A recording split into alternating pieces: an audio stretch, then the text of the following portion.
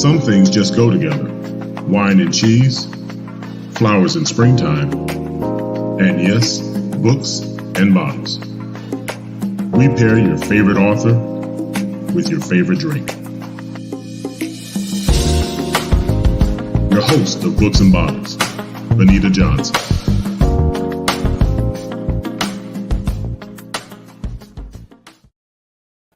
Hello and welcome to Books and Bottles. I'm your host, Benita Johnson.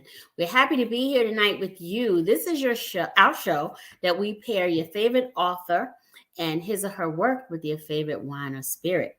If you've been with us before, welcome back, and we appreciate you for being a great supporter of Books and Bottles.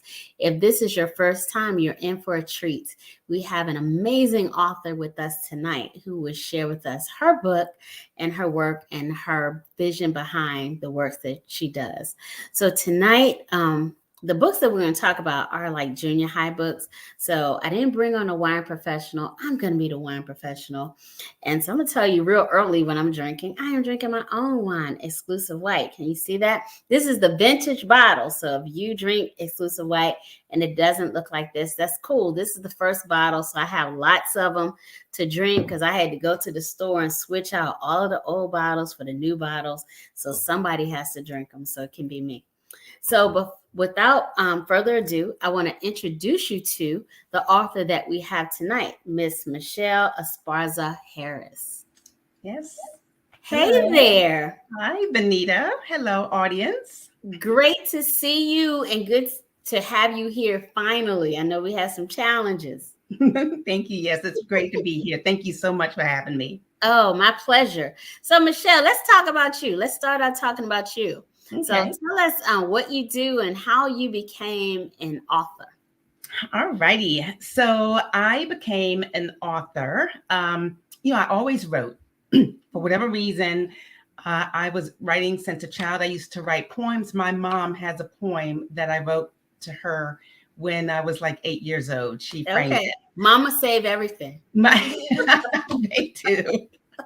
So writing always came naturally. I did end up going to Hampton University and got a degree in mass communications with a minor in journalism. Yes. And then ended up having some poems chosen as Editor Choice Awards in the National Library of Poetry, and had some articles published in some syndicate newspapers, and decided to just write a book.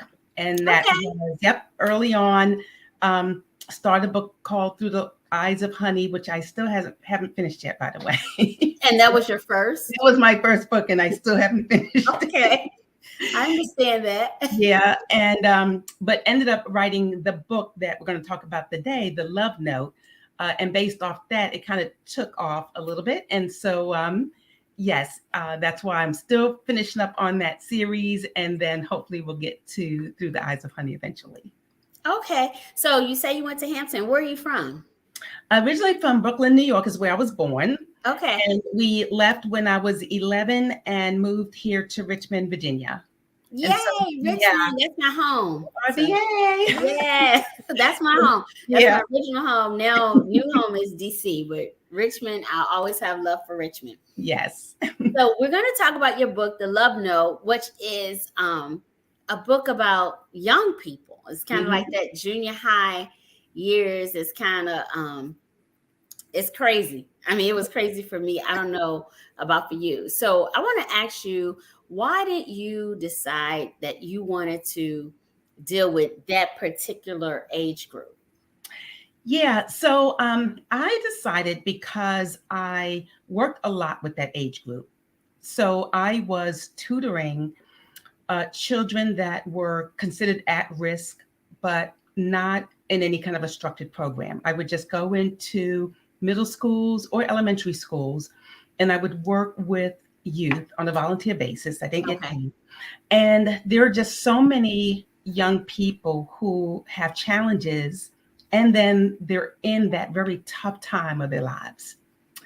And so I just wanted to write a story that they could resonate with, and that might give them some hope, so to speak. Yes. Each of the stories, the student in the story has what I call a non-visible impairment. it's not the story itself, but the student has this that they have to deal with as they go through whatever uncomfortable situation they found themselves in middle school.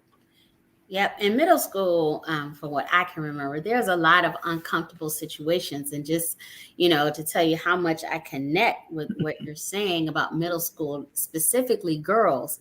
Right. I used to have a program called RAISE, and it was an acronym for reaching and achieving individual self-esteem, because a lot of the girls, suffer from identity issues at that age, because you don't know what you're doing. Your body is doing crazy Right. things, and so here we are. You still got to function. It's a whole bunch of boys, and their bodies doing things, and everybody's doing some craziness, and so it is a challenging time for young people. So I commend you for trying to communicate with that group.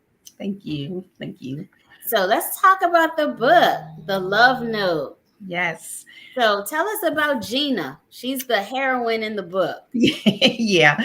So Gina is, she's a cool person. Everybody in school kind of likes her. She doesn't get into too many drama situations. She's a tennis player. She's got a good, strong family behind her.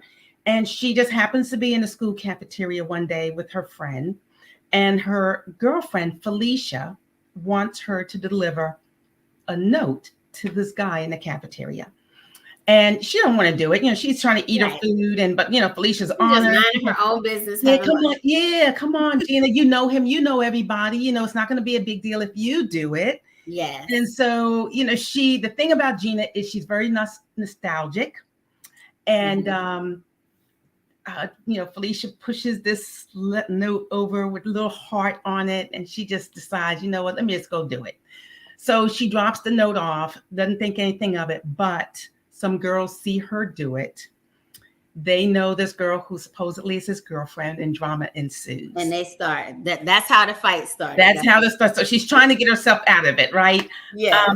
The thing I do love it, and then Felecia won't help her once she starts. You have to tell us about it, because I like for our viewers to buy the book. Yeah. Right? So don't tell them everything. Yeah. But yeah, Felecia won't help her, and she's trying to get herself out of it. It is a great story too for parents to read with their daughters. Mm-hmm. In each of the books, there's actually a game called Love, Relationships, and You. And those that game can be played with a couple of youth together, or it can be played in a book club, or with a parent, a mother and daughter, or a father and a son. Actually, it's not just for the daughters. The young man in this story, Eric, he has some friends, Jay and Sean, and they're having to have these girls come at him too. So they've got to have to deal with that. So the boys in the story. So one thing I like about your book, and what I found about several of the books where we've had authors on here who speak to youth, there's discussion questions at the back of the book. Because the one thing when we're dealing with young people, we don't know where their maturity level is. And so I think it's a great idea to have questions that we can kind of make sure they understand what they just read, or what's going on, the comprehension levels, or whatever's going on in the book. And I love that. And so you mentioned in your book, you have this section. I mean, you have discussion questions, you have activities. Right. Was there a particular reason that you felt it was important to do that? Well, I will have to give credit to Beth Morelli. She's the YA coordinator at the City of Richmond. She got a hold of my book, the first book, The Love Note. You said YA. What's that, young adult? I'm sorry, young adult. Yes. Okay. YA coordinator at the City of Richmond. Got a hold of my book and asked me to do a program through their young adult summer series. And so as part of that program, I developed this game, Love, Relationships, and You. And so it was interactive game, talking with the youth, playing with the youth. There were posters on the board. So just having a really good time. It was perceived very well. It went on to be used at the Chesapeake Independent Living School Program. and through some other juvenile programs.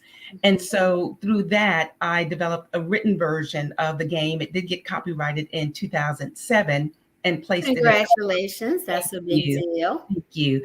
And so that's what prompted me to put that game in there in terms of the activity. The reading guide and the discussion questions, I just thought that was important because there are subtle things for students to look at and try to at least understand and process in terms of relationships and self-esteem and how decisions are made in very difficult situations, like taking responsibility for your own actions when you deliver a note. Yeah. Yeah. I think what we've done in our communities, we've done a good job. As we can see, numbers are showing that teen pregnancies are down, but we don't teach about relationships. And relationships are not just about male, female, it's about just people in general. So when you decided to kind of tackle this topic, did you kind of look at what was going on in the communities or what wasn't happening in the communities and you saw a need? Well, yeah. And my daughter, so I have a daughter, and I was the soccer mom, even though they didn't play soccer. It was mostly track or understand. the skate land, but you've got kids in the car and they're talking and they're just it's just their day to day. Yeah. So just being in the community, being observant, being in AAU leagues, being in the schools. I was a Henrico County Court appointed special advocate. I served on the board for an adoption agency.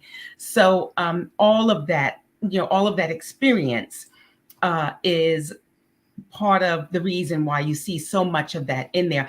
I find that, the principles of love that are subtly in the book. So being respectful, and respectful, I think, is a really important one. So not just being respectful, but when you hear respect for your elders, are you just respecting someone who is in a place of authority, or do you know how to assess whether that person in authority is being respectful? Yeah. And so, being able to assess, how do I do that? How do I know if I'm also being respected?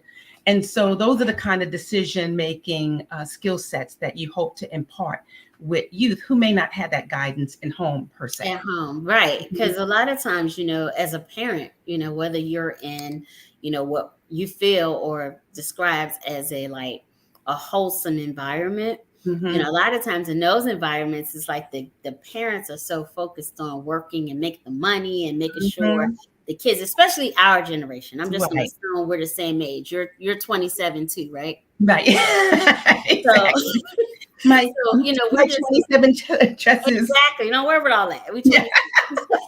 So just we're so focused on a lot of times making sure the kids were raised differently and better than we were, even though once we got to 27, we realized we weren't raised that badly, so we really didn't need to do all that extra. But I think a lot of it, what we have done, I was just talking to a lady earlier, what we have done, raising millennials and Gen Zs, we've kind of been so hands off. And so they don't get this knowledge, Right, exactly. Yeah. Yeah. So I love what you're doing. And I'm surprised that we haven't connected earlier, because when you talk about you've been an advocate for adoption, I worked in that space, and work with kids with some needs, like people think special needs is something wrong, but sometimes it's just a home environment that creates the special need for the person. Exactly. So I've worked in that space. I still do. In a lot of ways. So I do understand where you come from and what you're trying to address. So I have another one of your books in my possession. Now, this one I haven't read. Which one was first? So The Love Note was first. Okay. Yep. Okay. Yep. And then East Grandel Sage is the second. And Sage has low self-esteem. She actually has an amazing musical talent. Okay. But she doesn't care about that. Of course, she wants to impress people, which she thinks either singing. The school talent show comes up. A guy Darren is checking off on people. Somehow she mentions ballet and he thinks she knows ballet, just some miscommunication. He gets super excited because his aunt's a ballerina, and she decides she's going to try to do ballet for this talent show. Okay. And so she's, trying to get herself together, and she is buying books, and she's trying to just, she can't even afford the shoes, but she's going to do it. Right. At the last minute, and kids do that, they do. Yeah. And so at the last minute, she puts together some music because she has to have the music for the show. Anyway, it doesn't go well, as you can imagine, but the music does. And so that's how she learns to appreciate her true talent and realize that she has something that she can believe in and love. Okay. And so that's East Grand Osage. And then I'm working on my third novella. And so that hopefully will be released this coming summer. That's called Love When It's Rough.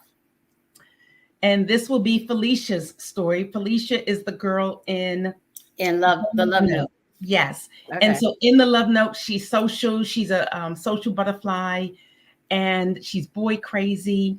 In East Grand Osage, because it's the same community, her personality starts to change. She's getting in trouble. She is getting suspended from school. And then in Love When It's Rough, in East Grand Osage, you learn that she is, she's lost her mother. Oh, wow. Yeah. And through losing her mother, she's also lost her mother managing her medication. She's got bipolar disorder. Okay. And so when Love When It's Rough is her story. Okay. So as an author, do you, is there a challenge in finding the balance between pulling in your own personal experiences and being completely creative when none of this connects to you at all? Yeah, that's a great question. If I were to answer that off the bat, I would say I'm completely creative. Okay. And I will just write a story and just create it. Now, am I using my own experience? I have to be using my experience, sure. But they're not, none of my personal stories are in these stories. Right. The first story, The Love Note, is actually a spin from my daughter getting in the car. And this is how I ended up writing this book. I picked her up at school. She got in the car and she said, so-and-so wanted me to deliver this note to this guy. We're driving off and I go, what, did you do it? She goes, no, she's boy crazy. That's what she said. So I ended up, creating a fictional story as if she did give that note. But everything else really is just made up. And I've had to do a lot of research on, especially like bipolar disorder.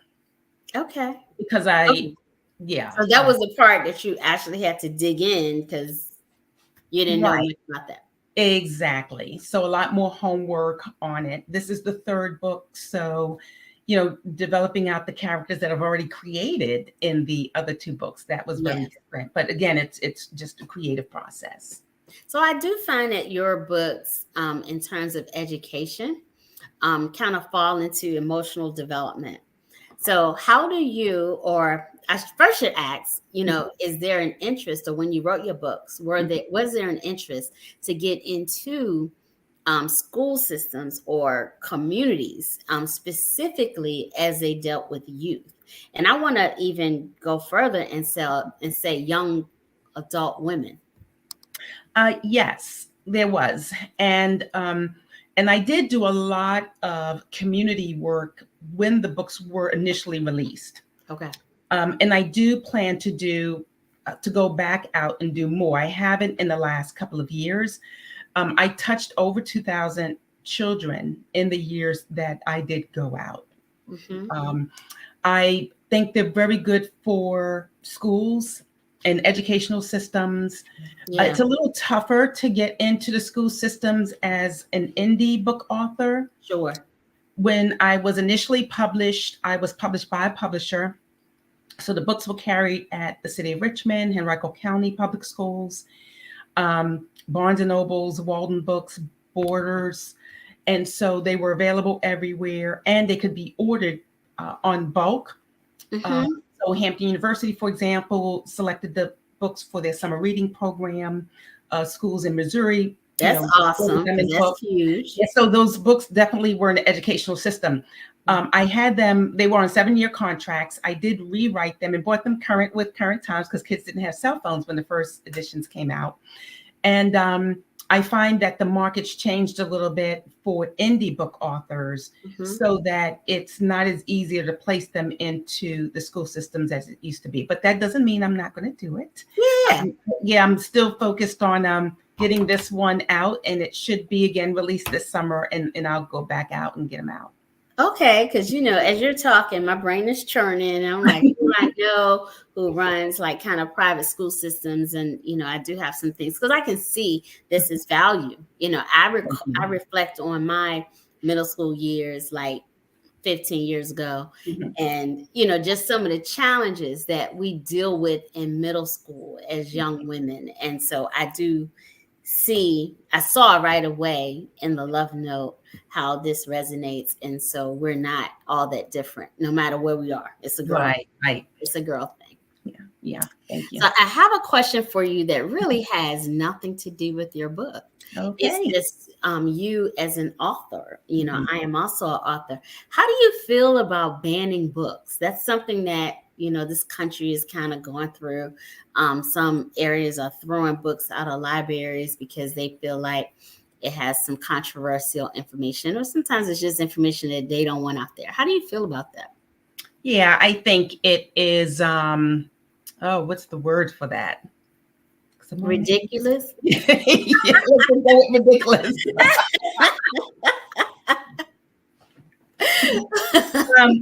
Yeah, I don't think a school system should ever ban any book. I do think it is clearly an act or action by persons who are fearful of the truth. I mean, the truth is out anyway. So many changes, so much diversity. There's just an explosion of equity and inclusion and history changing, and there are people that are just very fearful. They want to try to pull it back, and so they want to ban books. That's true. I do think it's going to happen when you have people who are scared. They're going to take action, and they're going to try to do things that they're going to try to do. Will it continue? I don't think so. I don't think so either. And I always encourage, I know, as a parent, when I was raising kids, we moved to the suburbs, and that's when you usually have most of the ridiculous rules. And, so now I encourage people stay in the city, because it's more, people who are open-minded, typically that runs big metropolitan cities. So I just wanted to throw that question out there. And you're the first author that I asked that question to. Oh. So, as before we go, what's the name of the book that's coming out in the summer? Did you tell us that? Yes, so it's called Love When It's Rough, and I do have. Okay. So this was voted. I don't know if you can see it. Yes. As the cover. That's beautiful. I had 3 options at the African American Book Festival last year, and where was that festival? The African American Festival last year, it was at the library, the main library on Franklin Street. In Richmond, yeah, okay. Yep. But this year, it's going to be at the Richmond Diversity Center on April 15th. Okay. And so, but hopefully it'll be released then. And last year, everyone who came by the booth voted on the 3 different covers, and this is the cover that won out on that. That's a great idea for you to do that. And so I'm going to make sure I'm going to be there April 15th. I do remember seeing it on social media last year, but I wasn't able to come. But I'm going to do my best to be there April 15th because I'm shouting out Richmond, my home city. We do have some amazing authors, and we were privileged on this show to have Sadiqa Sadiqa Johnson, The Yellow Wife, which, as we Oh, know, has done phenomenal things. right, So, right. yep. So Her Richmond book. has some great. Yeah, Yep. I have her book. Yeah. Yes, exactly. So, The Love Note. Where can people find your books? So The Love Note and East Grandel Sage are on Amazon. I do, so you can Google my full name, Michelle, Mechelle. Last name's Esparza -Harris, ESP as in Paul, ARZA -Harris in Amazon, and it should display. I'm also on Instagram. You could do Ardnick_Real Love Compass, and there are links there to the books. Okay. And then I have a website, ardnickpublishing.com. And the store right now is hidden. It was hidden with COVID, but I'm going to open it back up. Okay. Well, it's just a little button. So I'll open it back up for anyone who's interested in buying. Open it back up, because we want our viewers to purchase your book. And this is a perfect time, because we're coming up on the holidays.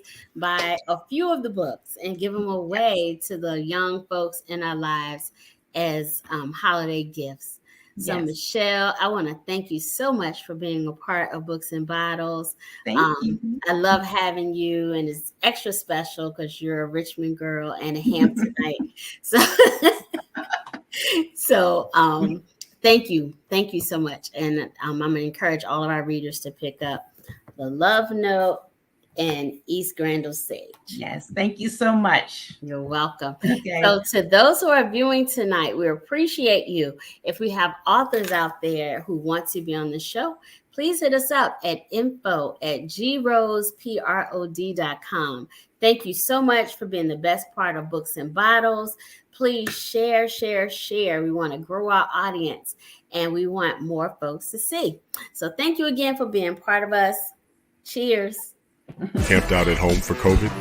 Join us, Indie TV, where you will see the talk shows, movies, drama, action, and comedy. Be the first and see it first. Sign up now for free at IndieTV.